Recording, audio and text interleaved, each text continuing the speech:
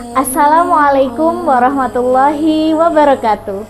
Halo sahabat Dinun, perkenalkan saya Festi Kartika Siwi, mahasiswa pendidikan guru PAUD Universitas Jember. Sahabat-sahabat Dinun dan adik-adik di rumah bisa memanggil saya Kak Festi. Min ahlil ilmi zahiran wa batinan. Kali ini saya akan berkisah mengenai Mbah Yai Khalil Bangkalan dan kuda dari Bima. Artikel ini ditulis oleh Muhammad Mubashir Syarum Biridwan pada 7 Juni 2017 di sebuah artikel islami.co. Saya mengutip dari sana mengenai kisah Mbah Khalil Bangkalan dan kuda dari Bima. Siapa yang tidak mengenal dengan sang maha guru para kiai Nusantara ini? Beliau adalah Al-Alim Al-Alamah Kiai Haji Muhammad Khalil bin Abdullah Latif, atau sering kita sebut dengan Syekhona Khalil.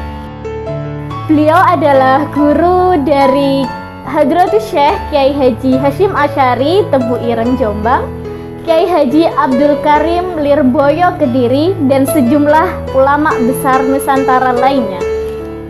Berikut ini cerita yang diriwayatkan oleh Kiai Haji Ahmad Ghazali dari ayahnya, Kiai Haji Muhammad Fatullah dari gurunya, Kiai Haji Syamsuddin, salah satu murid Syekhona Khalil.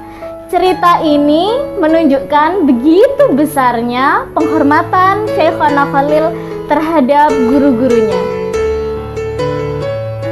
Suatu ketika, Syekhona Khalil bepergian ke suatu tempat dengan mengendarai dokar. Adik-adik di rumah tahu enggak apa itu dokar? Ya, dokar adalah kendaraan yang ditarik oleh seekor kuda atau sepasang kuda yang beriringan untuk menarik sebuah tempat yang kita tumpangi agar sampai ke tujuan, atau sering kita sebut dengan delman. Dokar sama dengan delman. Saat hendak menaikinya, Syekhona Khalil terus saja melihati jenis kuda yang dikendarainya. Ada apa? Seakan ada yang mengganjal di jenis kuda yang ditumpanginya itu.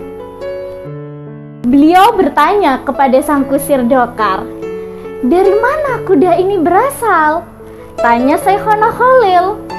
Lalu kusir dokar menjawabnya, "Ini dari Bima, Tuan." Lalu sontak Syekhona Khalil kaget mendengar perkataan dari sang kusir bahwa kuda yang ditumpanginya adalah dari Bima. Adik-adik, ada yang tahu Bima itu daerah mana?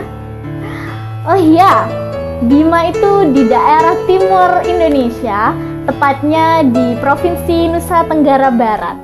Setelah mendengar jawaban dari sang kusir, tiba-tiba Syekhona Khalil turun dari dokar atau delman yang dinaikinya, lalu membuat sang kusir kaget dan heran, mengapa tuan ini tiba-tiba turun dari dokar yang ia tumpangi.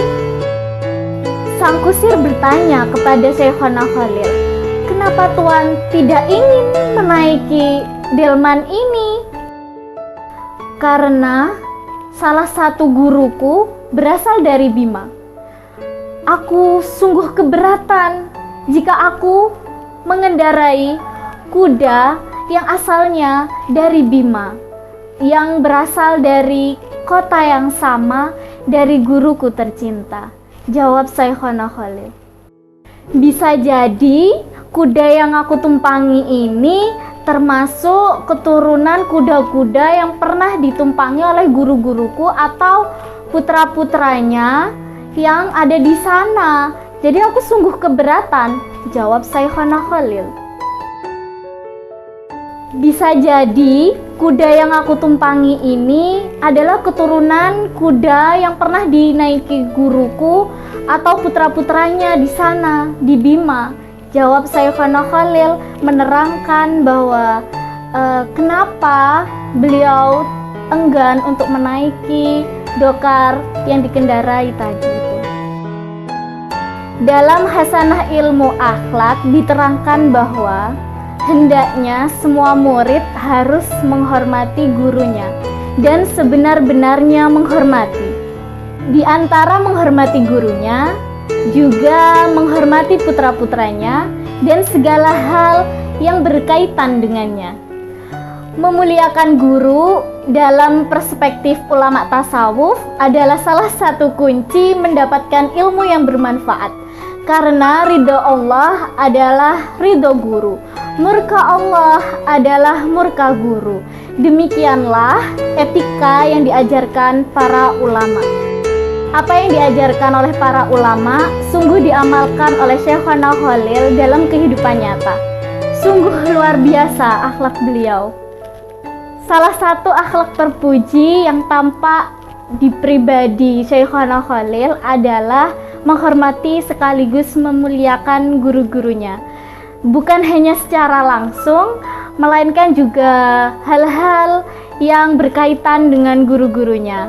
Bahkan hingga kuda yang pernah ditumpangi oleh gurunya, termasuk asal kuda itu yang dari Bima.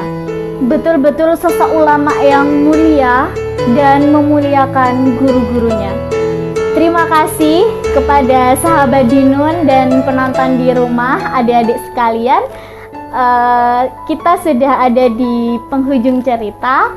Terima kasih sekali lagi sudah mendengarkan cerita dari saya, Kak Festi. Mohon maaf apabila ada kesalahan dalam penyebutan nama. Akhir kata, wallahu muwaffiq ila aqwamit thoriq. Assalamualaikum warahmatullahi wabarakatuh.